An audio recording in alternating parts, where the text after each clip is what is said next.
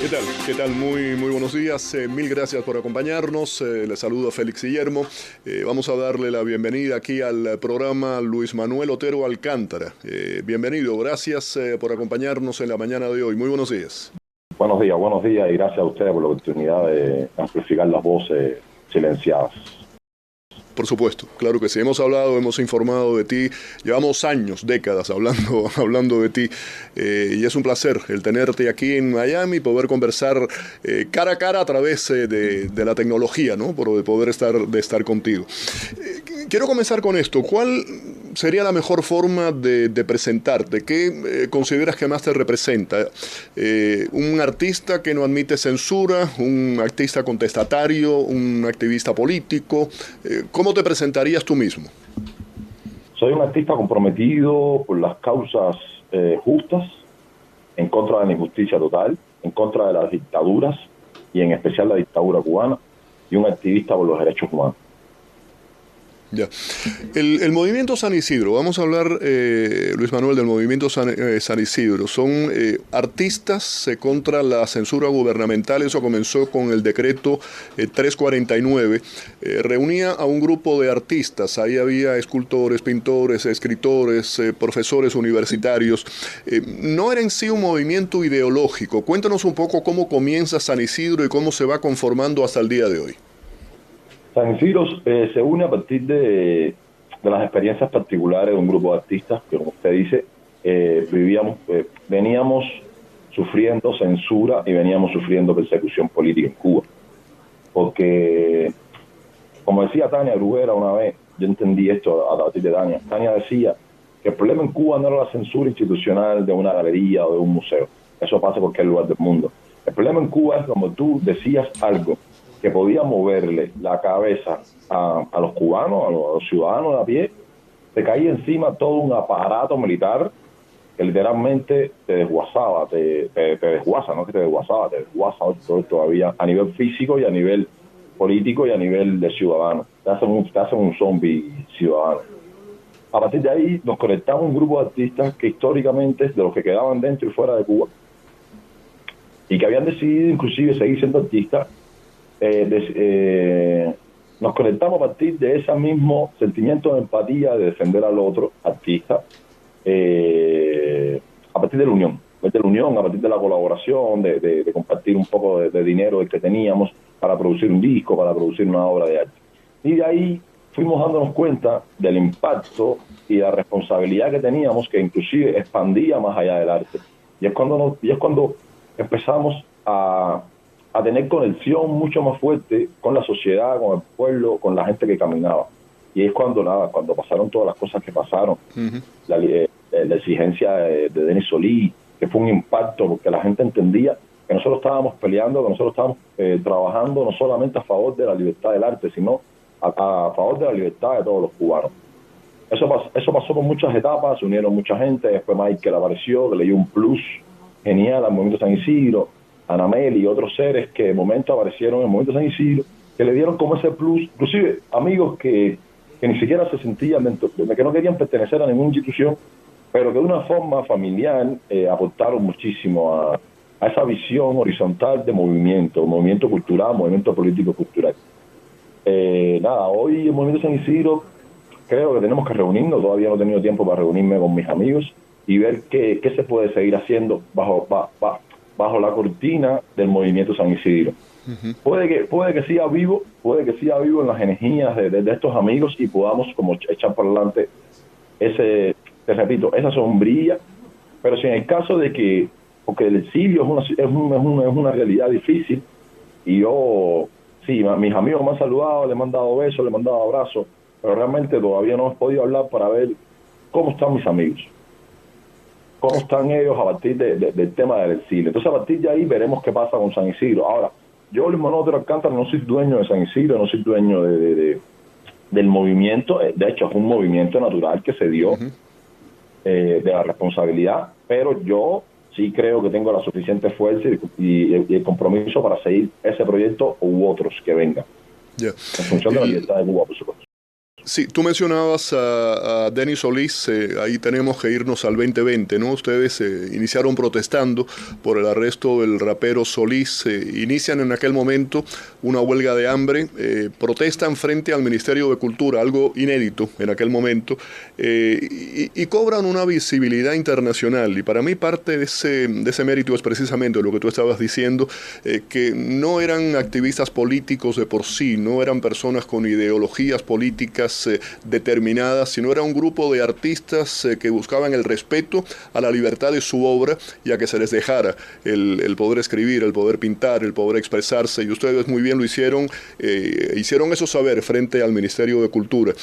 ¿Cuándo te das cuenta de que dejaron de hacer un grupo de artistas reducido, pequeño, dentro de Cuba, que estaba en contra de la censura estatal, para convertirse en un símbolo de lo que era la represión interna en Cuba, pero internacionalmente?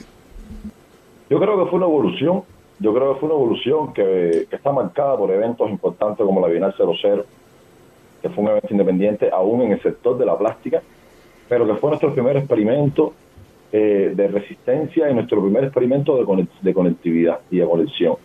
Logramos reunir 150 artistas plásticos, que sabemos que en Cuba los artistas plásticos tienen como prebenda, tienen beneficios, y a pesar de esos beneficios, que lo que hacen es donde el régimen lo que hace es sobornarte para que tú te mantengas dentro del cuadrado que te pinta, reunimos 150 artistas. Isofactamente, después de esto, cuando el régimen se da cuenta de que está perdiendo el control sobre los artistas, inventa una ley que fue el 349, que de este sitio de intolerancia, este sitio de intento de control absoluto, de matar el arte independiente, surge el movimiento San Isidro.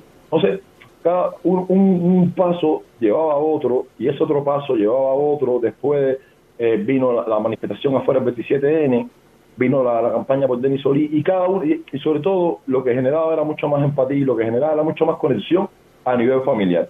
Nosotros nos comprometíamos a un nivel, todo el que llevaba a nuestras vidas, nos comprometíamos con un nivel, pero no con el arte, como objeto aislado, puesto en una galería, un cubo blanco, o puesto en un libro que al final nadie va a leer, sino sentíamos y nos convencimos de que el arte era una herramienta, y es una herramienta de cambio, es una herramienta, más allá de denunciar solamente, es una herramienta propositiva y que verdaderamente cambia las cosas.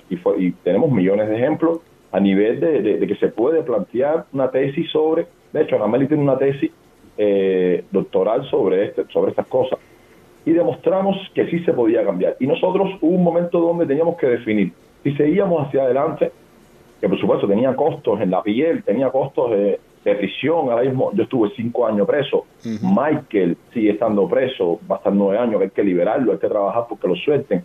Hay varios artistas presos, porque después de todo, no solamente somos los que nosotros conocemos, fuimos una inspiración para mucha gente que después siguió creyendo en que el arte sí cambiaba las cosas. ¿Cuántos artistas presos ahora mismo por decir lo que pensaban, y sobre todo por alzar su voz? Es fácil esconderse detrás de una pintura, de un poema. No estamos hablando de dos artistas todavía que siguen saliendo en las calles, que siguen poniendo su obra en función de ayudar al otro. No solamente el beneficio personal, sino también ayudar al otro. Y fue cuando nos dimos cuenta, de eso sí nos dimos cuenta muy temprano, de que teníamos la fuerza y teníamos la voluntad de cambiar las realidades del arte. Que parece a veces un poco suave, no.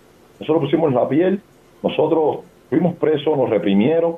Hay tantas historias de San Isidro los últimos 7, 8, 10 años que narra la historia de la represión hacia el ser humano, no hacia el artista en diferencia del opositor, en diferencia del activista, sino hacia el ser humano, que tiene un compromiso social y es su herramienta, la pone en función de las libertades. Ahí estamos y seguimos construyendo eso que queremos. Qué bien. Luis Manuel, llévanos un poco al 11 de julio de 2021. Fue, en cierta forma, lo que ocurrió. Dicen que hay un antes y un después del 11 de julio en Cuba. Fue un movimiento impulsado por la atmósfera, esa semilla de libertad que en cierta forma sembró el movimiento San Isidro. ¿Cómo recuerdas aquel día? Primero, yo todavía no he visto varias imágenes, por supuesto, de lo que pasó ese día. Me han contado, pero realmente yo no he visto, mi cuerpo no ha podido catalizar el proceso 11 de julio y después. Ese día yo salí, ese día yo amanezco por la mañana porque estábamos construyendo un botiquín para poder entrar medicinas a Cuba, que se dan cuenta que el Movimiento San Isidro no solamente era pintar o hacer escultura, también teníamos como una presencia importante dentro del activismo más tradicional, que era entrar medicina, atender a la gente, ayudar a la gente, que la gente se sintiera, parte de un sitio activista y político. Y ya como a las 12 del día, o realmente si lamento por ahí en ese tiempo, empiezan a llamarme como mensajes al teléfono de gente que decían que yo convocara, amigos míos, me decían, Manuel, convoca, que tienes un montón de seguidores. Yo ese liderazgo no es que no lo asuma, es que a veces no me lo creo, como viene de un espacio natural, viene de ese espacio de compromiso real, no de una propuesta de que quiero ser el líder o quiero ser la persona que guía el faro de algo, no, mi compromiso. Ese liderazgo que la gente habla viene de un sitio real, que es mi compromiso con y para la gente, y mi intolerancia totalmente al abuso, y sobre todo mi empatía con el humano. Entonces de ahí, esos amigos me dicen, mi Manuel, convoca. Yo creo en mis amigos y creo en esa percepción que la gente tiene de mí. Es como, nada. Y simplemente lo que hice fue una convocatoria y salí. Yo salí porque yo empecé a ver en las redes sociales como un montón de gente diciendo cosas, diciendo que iban a salir. Yo pensé que era una de las tantas marchas que se daban en ese momento. Pensaba que iba a ser una de las manifestaciones, porque en ese momento yo recuerdo que hubo manifestaciones, la gente ponían cosas en las calles, lo mismo que está pasando ahora mismo, y que hay un momento donde uno da por sentado que eso es otra manifestación. Yo recuerdo que había un suceso, que no sé si se recordará, que fue creo que Santa Clara, una de estas provincias donde la gente fue de una especie de feria donde vendían cosas de hogar, cosas de artesanía, y fueron de ese sitio hacia el partido. Y fue como unos meses antes, 15 días antes, y aquello era sintomático. Y yo realmente, cuando me doy cuenta de que lo que estaba pasando el 11 de julio trascendía toda esta realidad, salía a morirme, salía a dar la vida por Cuba. Y por supuesto, en cuanto a la seguridad de Estado me detectó, yo llego a Prado, en cuanto a la seguridad de Estado me detectó, que ya yo era un tipo visible que no me conocía, me cogieron y me llevaron preso. De ahí pasé 2 días en Villa Marista y después pasé 5 años en la prisión de máxima seguridad de Guadalajara. Ya, te arrestan aquel día por la información que yo tenía saliendo de tu casa, y estamos hablando un poco de esa convocatoria, y no creo que ninguno de ustedes tenía realmente en ese momento una noción clara, ¿no?, de la dimensión a nivel de protestas, de descontento nacional y de lo que iba a estar ocurriendo y qué repercusión eso iba a tener dentro de Cuba y de nuevo internacionalmente. Vamos ya al arresto. Te arrestan. ¿De qué te acusa el régimen? Fue un montaje de un proceso judicial arbitrario, pero ¿cuáles fueron los supuestos delitos? Es interesante porque yo, en el tiempo previo a juicio, el abogado que iba allá me decía que me iban a acusar de cosas del 11 de julio, pero de momento después venía y me decían que me iban a acusar de sedición o me iban a acusar de otra cosa. Al final terminan acusándome de un suceso que pasó como 4 meses antes, 5 meses antes, y que inclusive un mes antes del 11 de julio, hay que recordar que yo estaba en Calixto García también preso. Entonces, uno siente que más allá del delito que le cuento, que fue supuestamente ultraje a los símbolos patrios por la obra de la bandera, donde no hay tal ultraje, escándalo público, donde tampoco hubo escándalo público en este suceso de abril, y desacato a la autoridad. Todos estos delitos son delitos que ponen en crisis la libertad de expresión. Porque si yo no puedo decirle a un dirigente que sea, es un corrupto en su cara, o es una mala persona, y tú me dices que eso es desacato, no sé, bueno, claro, están dando por hecho, están poniendo en papel la censura a la libertad de expresión. Entonces hay que entender también que no fueron solamente los 5 años y 7 días en prisión, o 5 años y 11 días en prisión, están expandiéndolo a estas casas de censura, a estas casas literalmente que eran extensión de la prisión. Yo estuve 5 años y 11 días preso en Cuba, hasta que logré salir del exilio. No, antes de eso yo estuve también 1 mes en el Calixto García preso, y antes de eso estuvimos tiempo también en las casas presos. La prisión en Cuba es una condición que se da dentro de la isla, no Tú no tiene por qué haber barrotes alrededor tuyo para estar preso. Tú estás preso desde el primer momento que la seguridad de Estado te dice no puedes salir de tu casa. Claro. Entonces, yo creo que hay que replantearse el hecho de los presos políticos desde el punto de vista de toda la gente que no puede salir de su casa ahora mismo porque tiene la policía política, también son presos políticos. La condena a 5 años de prisión te envían a la cárcel de Guanajay. El régimen durante décadas, años, siempre dice que no, que en Cuba no hay presos de conciencia, no hay presos políticos. En cierta forma esto lo acaba de desmontar con unas declaraciones muy torpes que ha hecho el Cangrejo, en el que en un momento determinado sí dio un reconocimiento tácito de que había presos políticos e inclusive habló de la posibilidad de una negociación si existían las condiciones adecuadas, ¿no? Una declaración para mí extremadamente torpe, pero la hizo. Y echa por tierra, ¿no? Lo que durante muchos años el régimen ha estado diciendo de que no existían presos políticos. Pero te envían a esa cárcel de Guanajay. Cuéntanos cómo es la prisión de Guanajay, qué ocurrió internamente. ¿Estaban presos políticos y presos comunes juntos? ¿Cómo era el ambiente? Ahí yo personalmente pasé por varias etapas. Cuando yo llegué estuve alrededor de un mes, 2 meses en una celda de castigo. Parece que estaban como definiendo qué hacer conmigo. Yo sentía que era un espacio ahí ambiguo donde ellos no sabían si me iban a mantener preso, parecido al Carito García, que estuvo un mes y durante ese mes ellos tenían que tomar decisiones conmigo. También yo imagino que ellos estaban esperando también otro estallido social o cualquier situación de esto que pudiera darse en ese mes. Yo estuve un mes y medio, casi 2 meses en esta celda de castigo. Después me incorporan, me llevan a una celda donde vivo con 4 o 3 o otros 3 presos, otros 3 presos que por supuesto tienen la orden de vigilar Alcántara, cada paso que des y demás. Claro. Eso es una situación difícil porque vives con 4 personas en un lugar que tiene 3 metros por 4 metros.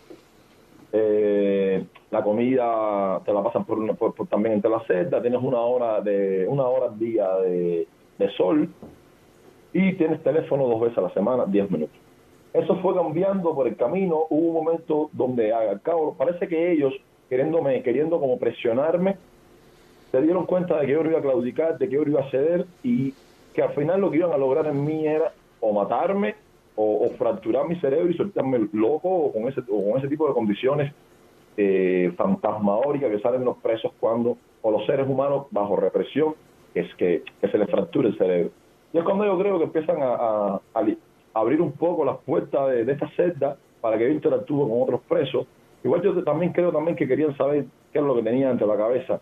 Y es cuando empiezan a aparecer en mi vida como otros presos que vienen a preguntar, interactuar conmigo. Y es cuando se abre y empiezo a interactuar con alrededor de 20 presos. Ahí tengo problemas con un preso que lo manda a la seguridad de Estado a que me golpee. De ahí vienen también huelgas de hambre, que la famosa parálisis sí es real. Yo tuve una huelga alrededor de 30 y pico, 40 días, que tuve una parálisis facial, me da un desmayo. Hay un momento donde estoy en la celda de castigo, porque ya cuando yo me plantaba, me regresaban a la celda de castigo, y estoy en la celda de castigo y me da un desmayo, colapso, y me llevan en parihuela para otro sitio. Cuando yo abro los ojos, cuando estoy por el camino, estoy como recuperando un poco, porque estoy respirando aire más fresco, y siento una voz que me dice, no te puedes morir, y es un preso que me está llevando. Llego a este sitio con tremendo nivel de frío, está la seguridad, estaba hablando, yo recuerdo que hay una doctora que está diciéndole, oye, él está deshidratado, él no aguanta más, y en ese momento estaban jugando a la presión para que yo me desplantara. Estuve plantado como un día, 2 días más, y yo sentía que ya la misión de denuncia estaba hecha, de que la misión de que se entendiera que estábamos presos a nivel internacional, un grupo de personas injustamente también estaba cumplida, y que yo tenía que vivir aquella experiencia de prisión para después ser capaz de hablar y para después ser capaz de entender inclusive miles de cubanos que han estado presos y que posiblemente no se le entienda hoy por hoy su manera de hablar, su manera de decir las cosas desde ese sitio, porque también después hay muchos tipos de prisión. El régimen es un especialista en generar espacios micro para generar separación. Y yo por hoy es muy sofisticado, ha sofisticado mucho la violencia y la represión. Entonces, eso pasó por muchas etapas, el tema de la prisión, hasta los últimos tiempos, que parece que ellos no querían que yo me deprimiera o me frustrara o me fracturara, donde ya no me llevaban a celdas de castigo, donde tuvieron como cierta flexibilidad y nada. yo de momento seguía estando preso, seguía estando en candela, pero ya eso anunciaba un tanto el hecho de que me iban a soltar para este exilio. Una última pregunta te quería hacer, no sé si tienes tiempo, pero me gustaría ir a una pausa y regresar, porque Sí, sí, quiero, sí. perfecto, pero antes de la pausa te quería hacer para terminar con esta idea. Hablamos, lo estabas tú explicando muy bien, abusos psicológicos, tratar de fracturarte moralmente, eso por supuesto que es importante. ¿Abusos físicos también? Sí, sí, por supuesto. Por supuesto que hubo usos físicos. De hecho, ellos tratan como de no poner sus manos, de que no sea un guardia o no sea la seguridad del Estado. Claro. Pero sí, mandan un preso a que se faje contigo. Y ya, hay momentos donde ellos se dan cuenta que tú vas a responder y que te pueden dar un mal golpe, y al darte un mal golpe, pueden dejarte tirado, pueden matarte. De hecho, una vez yo estaba plantado y me cogieron esos tres presos que vivían ahí en ese momento y me forzaron a comer. Una cosa así como que me amarraron y me dieron comida por la boca. Por supuesto que no comí hasta que yo decidí comer, que fue como al cabo los 2, 3 días. Que decidí romper con el ayuno, porque para mí las huelgas de hambre tienen que tener un motivo y también tengo que tener un motivo para salir de la huelga de hambre. Y eso es un tema que podemos hablar en otro momento. Pero sí, me cogieron y me metieron comida por la boca. Estos presos mandados por la seguridad del Estado, porque todo lo que hacían los presos allá adentro hacia mí era ordenado por la seguridad del Estado. No había ningún tipo de cosa que pasara sin que estuviera a la mano de la seguridad del Estado en ese sitio. Y sí, por supuesto que hubo maltrato físico.